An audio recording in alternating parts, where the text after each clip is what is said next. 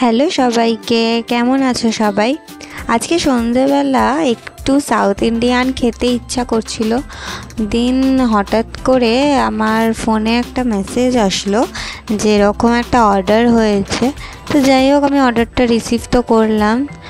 খোলার পর দেখছি যে যেটা ভাবলাম জাস্ট সেটাই হলো।